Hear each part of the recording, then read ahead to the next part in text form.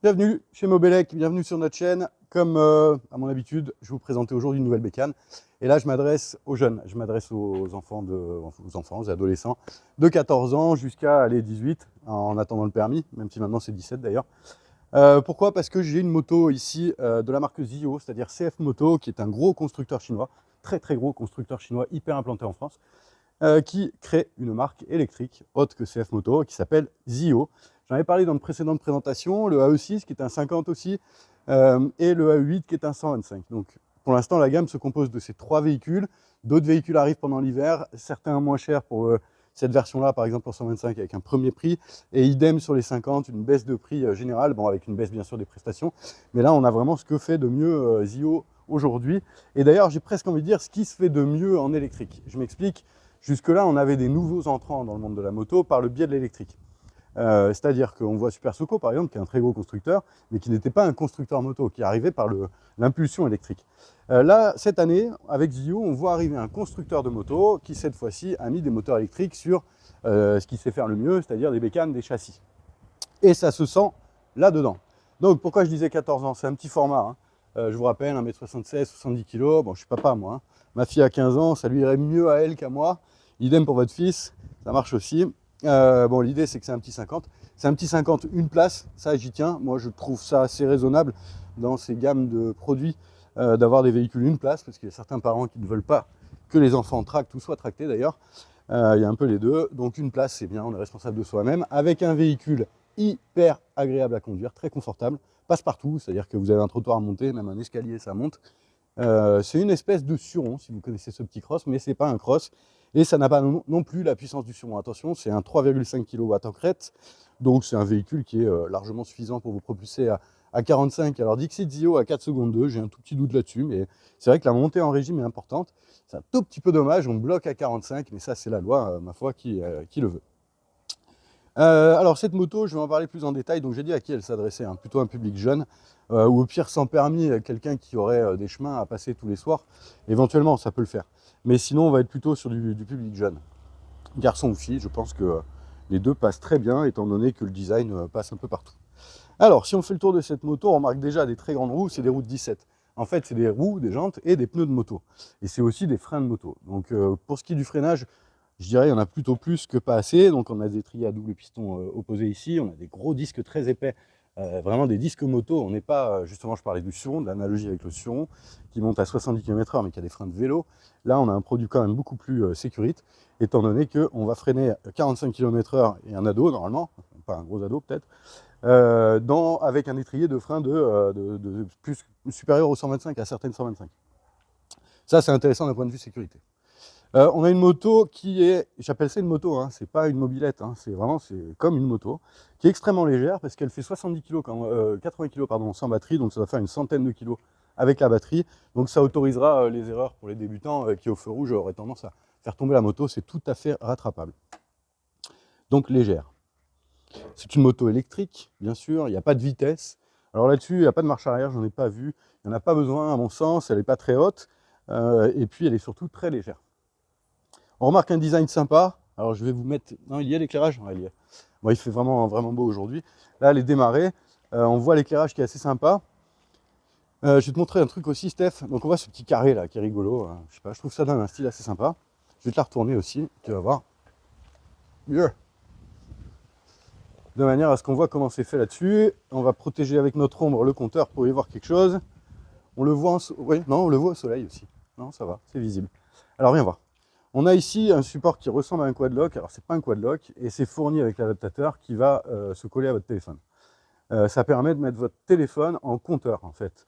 Mais sinon le compteur est là. Hein. Je sais pas si tu le vois, Stéphane. On a voilà, on le voit assez bien même à la lumière. Bon, c'est pas brillant mais on le voit bien. On a l'information de batterie restante, du mode qu'on a engagé et de l'état de fonctionnement de la moto. Donc il n'y a pas de compteur apparent si vous voulez. Le compteur c'est à... J'ai envie de dire, c'est à vous de le mettre si vous voulez mettre votre téléphone, et sinon vous l'avez sous la main, hein, sur l'écran LCD. Je la retourne parce que maintenant on va s'intéresser, comme je l'ai dit tout à l'heure, parce que c'est une moto électrique, à la batterie directement. De mémoire, 60 volts, 32 ampères, je vais ouvrir, on va savoir. Alors j'ai mis un peu de temps à comprendre, mais maintenant je suis opérationnel. On tourne, on vient de décrocher la batterie, et là il y a un cran quand même. faut pas hésiter à tirer d'un coup pour que le cran sorte. Donc l'emplacement est assez sympa. Tiens, regarde d'un peu plus près, tu verras, c'est transparent derrière. Je pense qu'on pourrait y abriter des petites LED là, comme sur un ordinateur. Enfin, il y a un petit peu de custom à faire pour la rendre rigolote. Et on a une prise qu'on sait enclencher grâce à cette petite sécurité. Donc quand elle clipse, c'est qu'elle est enclenchée. Un témoin de batterie ici, de manière à savoir où on en est de sa batterie. D'ailleurs, ouais, 3 barres. Qu'est-ce qu'on a d'autre? Ah oui, le poids de la batterie. Donc en fait, l'idée c'est quand même de pouvoir la prendre et l'emmener chez vous. Allez, 15-16 kilos à peu près. J'ai pas la donnée constructeur et puis je vous avouerai que je fais plus vraiment confiance aux docs qui nous arrivent de Chine parce que c'est très souvent mal traduit. Par contre, ce qui est bien traduit, c'est les capacités de batterie qu'on devrait retrouver là-dessus, sauf quand c'est écrit en chinois. Et donc, je ne l'ai pas, mais c'était 6032 de mémoire. Voilà, une batterie avec numéro de série qui est traquée, elle aussi, dans le scooter. Allez, on referme tout ça. Tac. Je peux refermer le scooter. Enfin, la moto, pardon. Et me remettre dessus. Donc cette moto démarre soit avec son téléphone portable. En fait, les IO sont hyper connectés, comme les deux autres là. C'est-à-dire que normalement, vous asseyez dessus, ça démarre. Là, je ne peux pas vous faire la démo, mon téléphone il est dans les mains de Stéphane et en mode avion. Mais c'est raccordé de manière à pouvoir démarrer sans clé. Ça, c'est intéressant. Ensuite, donc là, ça ne va pas démarrer, voilà. Deuxième méthode, les badges RFID. Donc on en possède deux, il ne faut pas les perdre, on a le droit qu'à deux chez IO. Qu'on pose devant, voilà, la moto vient de démarrer, elle a fait un petit bruit. Ces bruits-là sont paramétrables, on peut les virer. Hein. Le bruit de démarrage, on peut l'enlever. Voilà, on peut faire pas mal de choses sur l'application, notamment suivre sa consommation, ses trajets. Alors à propos de consommation et de moto électrique et de batterie, je dois dire que je suis assez bluffé. 60 volts, 32 ampères, c'est ce qu'on avait sur un Super Soco CUX à l'époque. Et on faisait 50 km à peu près, malgré le petit moteur. Là, j'ai un collègue qui a ce scooter et qui est à 65 km. Et en l'utilisant tout à fait normalement. Donc ça va à 45 km/h, mais pendant 65 km, avec une batterie extrêmement légère. Donc on attend les mêmes performances ici. Zio dit 74 km. J'avouerai que je n'ai pas le temps d'aller les vérifier. Mais c'est des machines qui sont extrêmement efficientes. Donc c'est la qualité de l'électronique Zio qui permet ça. Elle est aussi très silencieuse. Voilà. Elle est très silencieuse. Alors c'est une moto à chaîne, on a un petit bruit de chaîne forcément, mais c'est pas énorme, c'est agréable. Par contre, on a un effet assez sympa au démarrage, vous avez vu, ça démarre assez fort, donc ça permet de soulager l'avant quand on monte un trottoir par exemple. En tout cas, ça permet vraiment de passer partout.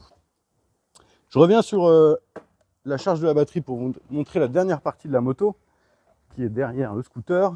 J'en ai pris qu'un bout, j'ai pas la partie en 220 volts. Mais on peut aussi, grâce à ce chargeur qui est un 10 ampères, donc charger la batterie en 3 heures et quelques, en la chargeant ici sur le côté. Il y a bien sûr une prise de charge prévue à cet effet. Tu peux voir Stéphane qui a un petit lock avec un aimant. Comme d'hab, toutes les finitions là-dessus, c'est propre, quoi. Hein. C'est pas un bout de plastique qui va durcir au soleil et qui va finir par péter. C'est vraiment, tu vois, on a un aimant ici et une fermeture, clac, c'est efficace, quoi. Voilà. En gros, j'ai un peu tout dit. Si vous voulez voir la signalétique Clignot, à la limite, on est toujours dans les motos à bavette. Hein. C'est la grande mode ces derniers temps. Bon, pourquoi pas. Ça protège bien de la pluie par contre, donc ça c'est intéressant. Et on a bien sûr un Eman physique. J'ai rangé la clé.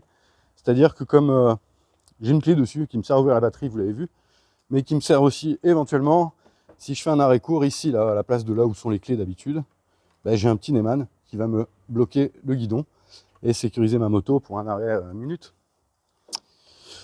J'ai tout dit, je crois. Ah oui, ces rétros, ils marchent très bien. Ils sont hyper design, ils sont comme là-dessus, là. Hyper fonctionnels. On voit très très bien dedans. Encore une fois, je préviens, ces 3 véhicules-là, c'est un fabricant de moto qui les a fait et on le sent dès qu'on monte dessus. Tout l'ergonomie, le toucher, le contact. C'est quand même à souligner parce que c'est les premiers dans cette voie-là. Voilà, je pense avoir fait le tour. N'hésitez pas, le AE8 est à l'essai chez nous. Le petit AE6 aussi. Et la City Sport aussi. Voilà, c'est rare d'avoir un magasin qui propose autant de choix, mais profitez-en parce que ça me coûte cher. Mais ça permet de faire découvrir l'électrique au plus grand nombre et surtout de vous faire essayer différents modèles parce qu'en électrique, je le rappelle, il y a quand même des contraintes, soit de batterie amovible, soit d'autonomie, soit de poids de batterie, soit d'auteur de selle même aussi, qui sont propres à chacun et à chaque usage. Donc c'est important de venir essayer, de venir discuter avec des pros qui les connaissent et qui connaissent bien la bonne réponse à votre usage. Voilà, ça c'est chez Mobelec. Donc on a 3 magasins, bien sûr, Toulon, La Ciotat, Toulouse, enfin Muret plus exactement, donc au sud de Toulouse. C'est sur mob-lep.com, vous avez les descriptifs, vous avez aussi ces vidéos qui sont reprises. Donc vous verrez des liens vers d'autres vidéos de Zio qui sont à mon sens aussi intéressantes, si vous vous intéressez à l'électrique. Voilà, à bientôt, tout ça chez Mobelec, à Toulon j'espère, à Toulouse aussi, et à La Ciotat aussi. À bientôt.